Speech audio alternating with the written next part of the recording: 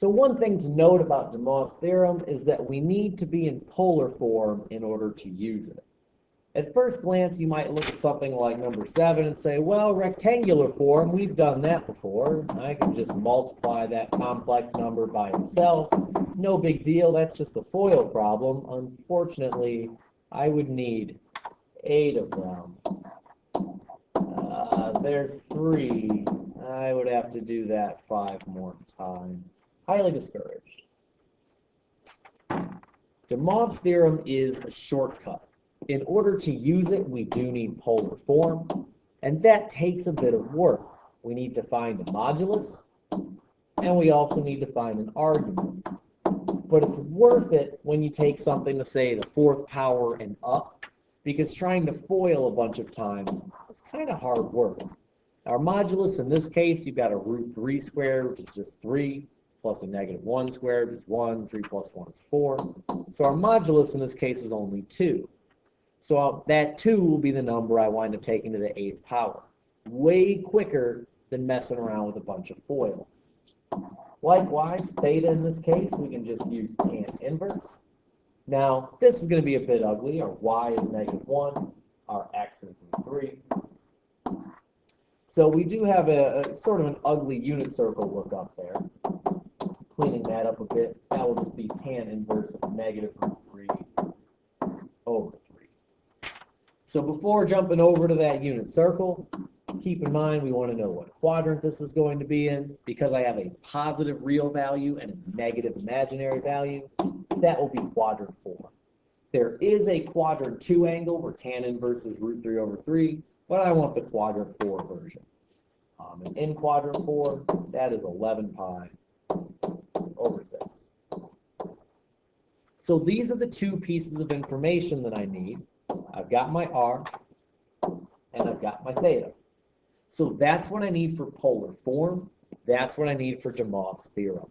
So I can go right from here into the theorem. So I want to take that 2 and raise it to the 8th power. And then inside of our parentheses, I want cosine of 8 times our angle. So 8 times 11 pi over 6. Forgot my 11.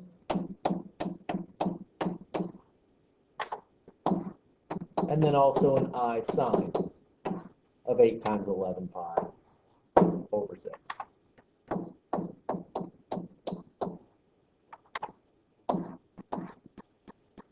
So this will be my DeMoivres' theorem setup here. I've got my 2 raised to a power. I've got my 2 arguments being multiplied by that same value. So there's a bit of simplifying to do here. 2 to the 8th power, that is 256. And then we have to deal with this really ugly angle. 8 over 6, well, that reduces to 4/3. That will happen for both these cosine and sine. Unfortunately, that leaves us with 44 pi over 3 as our angle.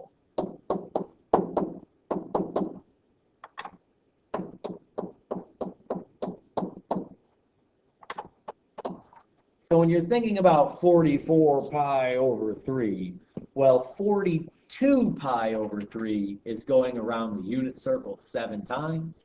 So we're going around the unit circle 7 times with 2 extra 2 pi over 3s there. 2 extra pi over 3s, that's better English.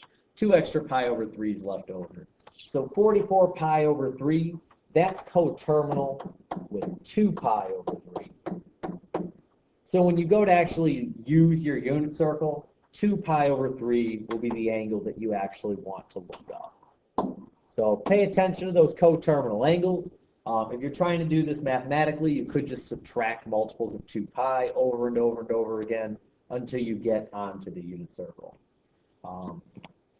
So let's see, we want cosine of 2 pi over 3. That's going to be negative 1/2. And then keep in mind there's still an I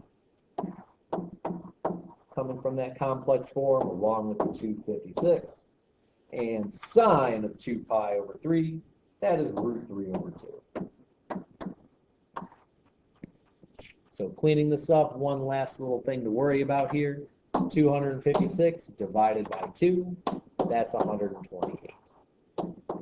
We also have the, go ahead and put this in proper form here. 256 divided by 2, once again, is 128. We still have an I, and we still have a root 3. So I'm not going to pretend like that wasn't a pretty good chunk of work, but on the bright side, we didn't need Pascal's triangle. We didn't need binomial theorem. So quicker than it would have been going the long way. Let's go ahead and do one more example where this thing is not in polar form. Once again, note that we have a power of 5, so it's quicker to go into polar form than it would be to go ahead and FOIL a bunch of times. So first thing I need is that modulus. So we have -1 squared. We have +1 squared. Well, that's just going to be 2. And unfortunately, root 2 is not something that we can reduce. So that's our R value. No big deal. We also need theta. Theta is going to be tan inverse of 1 over -1. So that whole thing is just -1. So be careful when you do a unit circle lookup there, because now my real part is negative and my imaginary part is positive. This is a quadrant 2 complex number. So since we want something that is in quadrant 2, tangent of -1 in this case is going to be 3 pi over 4. So we know our R. We know our theta. We are good to use DeMoivres theorem. So raising this to the 5th power, we will have root 2 to the 5th power. And then that 5, we are also going to multiply by our angle.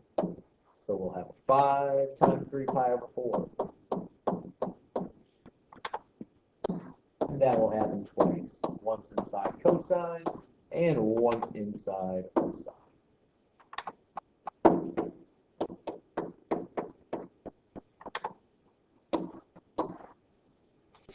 So keep in mind, if they were asking for polar form, well, we'd still have to do some work. Sad day. But they really want rectangular form here, so we want to make sure we go all the way through with this process. Root 2 to the 5th power, keep in mind that's 5 of those root 2's. Well, root 2 times root 2 is 2. There will be 2 of those. 2 times 2 is 4, with an extra 1 left over. So that becomes a 4 root 2. Inside of these angles here, 5 times 3 is 15. So we'll get a 15 pi over 4, both for cosine and for I sine.